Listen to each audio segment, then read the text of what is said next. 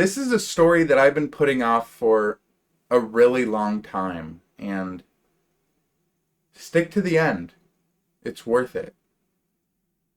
What if I told you our school system didn't fail us on accident, but it was built to? The American school system is odd, and it seems like more young Americans inside of this system struggle more than they thrive. And myself included. I wasn't the best in school. I had a hard time sitting down for 8 hours a day at the age of 8 to 16. I was filling out packets and I was being forced to memorize things that I didn't have the slightest interest in, and I felt like a worker and not a student. I felt like a factory worker. And for me personally, I feel like I was set up to fail every time I tried to be creative or think outside the box. I felt like that wasn't the status quo. That's not why I'm here. And it confused me and it haunted me for so long. And here's a fact that I encourage you to look into. The General Education Board, which helped frame how American school systems is set up, was founded by John D. Rockefeller, who donated over $129 million to the GEB in between 1902 and 1934. The same man who is widely attributed with saying, "I don't want a nation of thinkers, I want a nation of workers." The origin of that quote is debated, but whether or not he said it, the system he built speaks for itself. It speaks volumes on the credibility of that quote.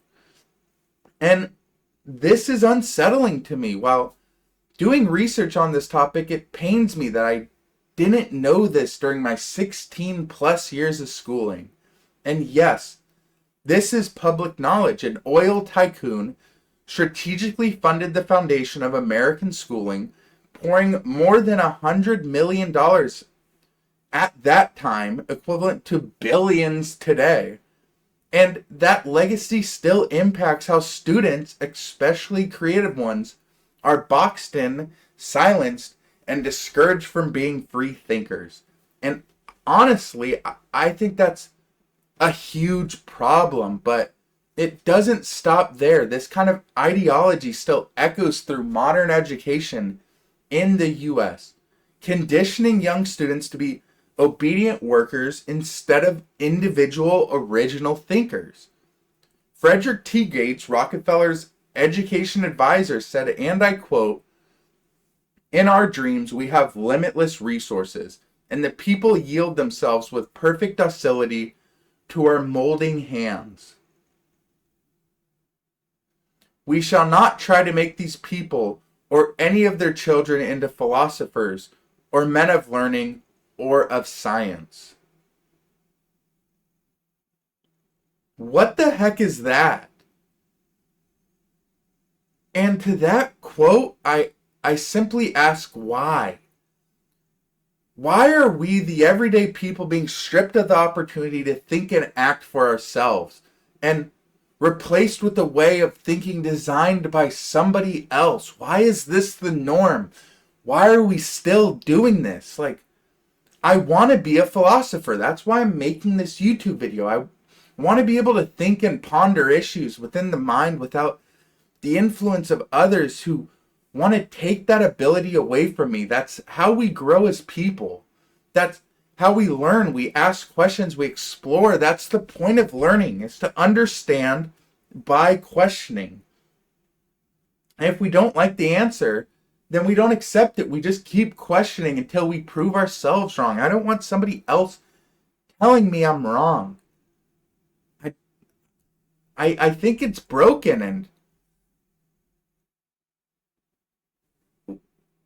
without that mindset of questioning, all we are left with is obedience, and obedience without inquiry leads to lies, because the answers aren't questioned, and that leads to manipulation, a population that's trained to serve and not lead. It's just cattle. And it's a system designed to produce labor. It's not designed to produce creativity.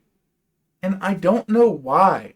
because creative kids are labeled as distracted or disrupted or ADHD, and they're often put on medication. And I was put on ADHD medication at a very young age, and I can't help but to wonder if that was the beginning of my creativity fading away through medication. And that's such a sad reality for me. That's so sad. And between 2003 and 2011, ADHD diagnosis in children rose 42%. So that means 42% of children are put on medication to limit their creativity. And this structure trains students to follow orders and to sit still and to perform repetitive tasks on command. The same behavior is expected of assembly workers and modern day office workers, or data entry guys, or just corporate robots like what I've fallen into. And I'm realizing that I'm a victim of this because I was taught to memorize and regurgitate instead of question, imagine, or experiment on my own terms. I was required to take standardized tests that rewarded this obedience and not originality. And I was not tested on my creativity or emotional intelligence or ability to think for myself. So as a young medicated kid, I assumed those things didn't matter because the system never told me that they did.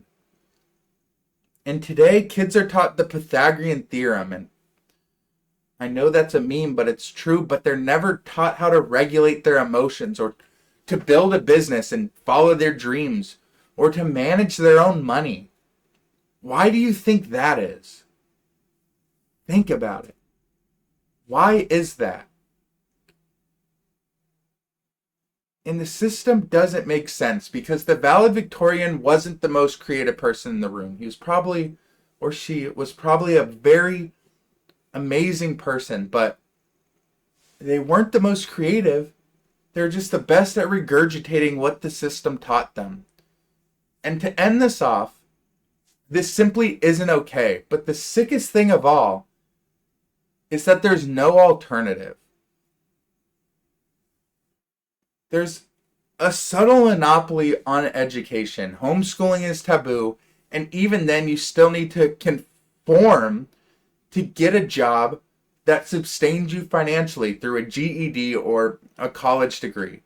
And I don't think that's okay. And I'm upset that I didn't see it sooner, and I'm absolutely heartbroken that something as sacred as childhood curiosity has been traded for something as sinister and as gray as compliance and conformity.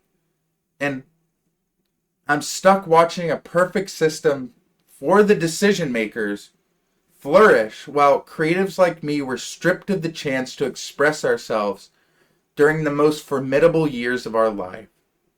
During the years where everything happens, during the years where we're so moldable, and yet our creativity was stripped of us then. And it was forced on me. The medication was forced on me as a child. The system was forced on me as a child through teachers, through faculty, through the institution that manipulated my parents to told them I was broken and that I was hard to manage or whatever every kid does, and punished so hard that they had to medicate me.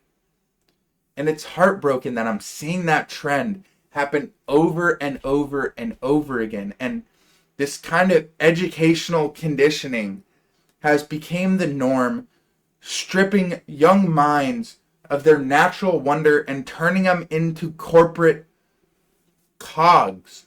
And here's the silver lining. Looking back, I wasn't broken. The system was broken. And the medication didn't fix me. It just made me easier to manage for underpaid teachers. And this education was never about learning. It was about programming me into the person that I am today. And now that I see that, I'll never let this system silence me again. I don't want to conform to this system. That's the flaw in it. When you realize that it was all a lie, you're so pissed off that you can't keep your mouth shut. And I encourage you to share your story. And thank you so much for watching. This was a vulnerable video for me to make. That's where I want to head with this channel. That's the whole point of the mask, is so I can get vulnerable and get personal without sacrificing my privacy. So thank you for respecting that. And I'll catch you next time.